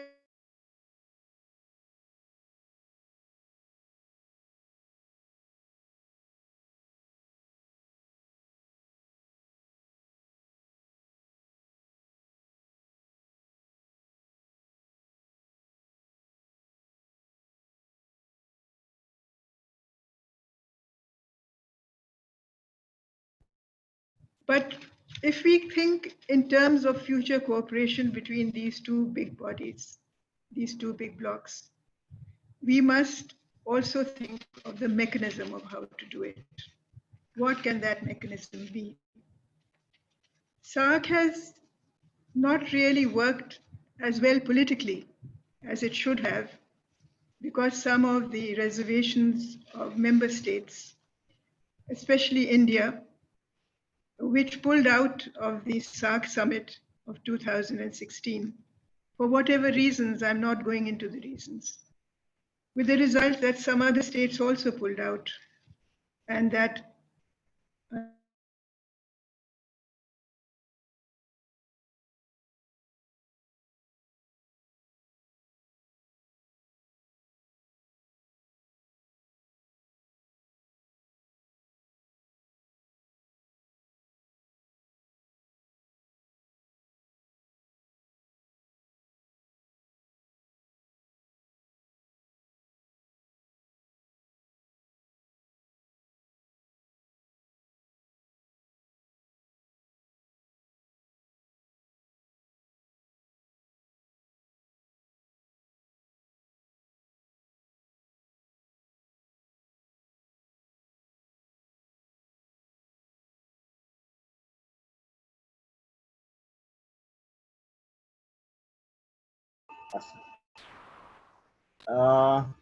I think we have lost our connection. Dr. Masuma, ma'am, are you listening to us? We're not getting your audio. Can you hear me now? Yeah, please take it. Can you hear me now? Yeah. So as I was saying, we have to work to find a mechanism in which two big regional blocs can cooperate with each other after we hopefully get over COVID-19. I don't see, as I said, this movement together in cooperation as blocs. But in the subsidiary institutions which these both ASEAN and SAARC have established, there can be cooperation. There can be cooperation between, for instance, chambers of commerce and industry, between lawyers' bodies, between the bodies of various kinds of economic enterprises. That can happen. And I hope that it will happen and that will expand in the future. However, I want to also talk on a positive note about one or two issues before I conclude. One is that there is a great deal of encouragement and hope in the sharing of information between these two blocs on how they have managed to contain or deal with COVID-19. The sharing of information through various institutions like scientific societies and medical communities. The other thing which I'd like to say is that COVID-19, for all the disaster that it has wrought on the world, has also given a great boost to technology. And various technological innovations have been made so that governments should not only reach out to each other, but that governments should also reach out to their people. And various systems have been established, have been developed, various apps have been developed in which governments can talk to the people in the field who are suffering from this COVID virus. Of course, the negative side of that is that a lot of people in our own countries in South Asia, in India, which is the biggest country, and also in Bangladesh and in Pakistan, are outside the loop of technology, that they do not have access to internet. They do not even know how to operate it because of the high incidence of illiteracy and poverty. So maybe this will be a moment of truth for us, and we will understand how necessary it is in the new world which we will see after COVID-19 is contained, hopefully.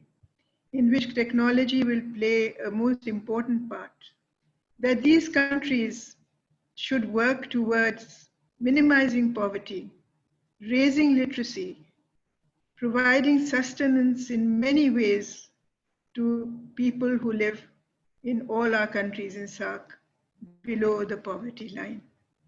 And in the end, thanking you again, since I am a great believer in peace, I would like to say something. And that is that on the pattern in which ASEAN negotiated and signed a treaty on non-proliferation of nuclear weapons, I hope that that can also be done in South Asia. You know, there are no simply economic solutions. No simply economic solutions. Economic solutions always have political overtones. The two are linked. The economic aspect as well as the political aspect is always linked. In 1997, my country had proposed that there should be a nuclear-free South Asia region, but the other countries did not agree. I understand that that is a very difficult thing to do, considering that in our region, 3 of the world's nuclear powers are located. But I am hopeful that the world will realize that we should get rid of hostility which has marred the progress of SAARC, and that we will be able to resolve our political issues. Because without that resolution, no matter how much economic input we put into SAARC, it will not really be a success. And you know, the United Nations Secretary General has put out an appeal that there should be a ceasing of all hostilities throughout the world. And in this post-COVID-19 scenario, I hope that there will be a ceasing of all hostilities. I thank you for your patience.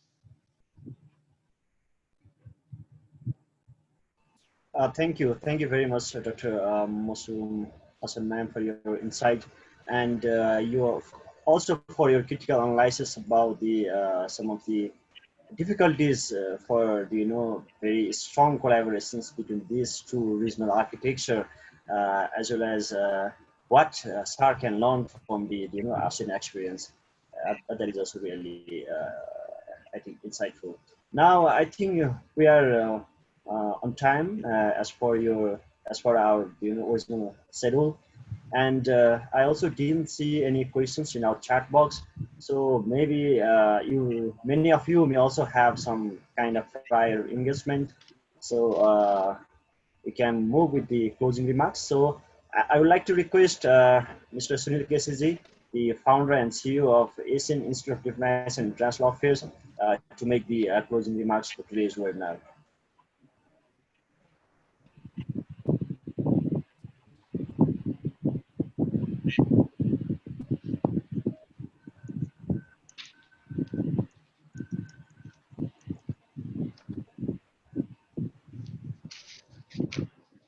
Yeah, greetings to everyone from South Asia and Southeast Asia. It's a particular pleasure and delight to host the webinar on COVID-19 and its impact on economy in the both region. Jointly with the Institute of Foreign Affairs of Laos, Institute of Foreign Affairs Laos is a partner of AIDIA, and AIDIA has been hosting the similar kind of webinar with many countries since the lockdown has started, and we have been closely working with various institutions in the region. The topic is very much interesting, and most of the scholars have shared their own perspectives based upon their country experience, and I hope that the experiences and the said ideas would be helpful in days to come. And I particularly like to thank to the Director General of Institute of Foreign Affairs of Laos for being a part of the webinar, and I would also like to thank the team members of the IFA Laos and the team members of AIDIA for doing the great homework of around 1.5 months to prepare the programs. And I would also like to share my sincere appreciations to all of the participants who joined from the SAARC region and from Southeast Asia in our platform.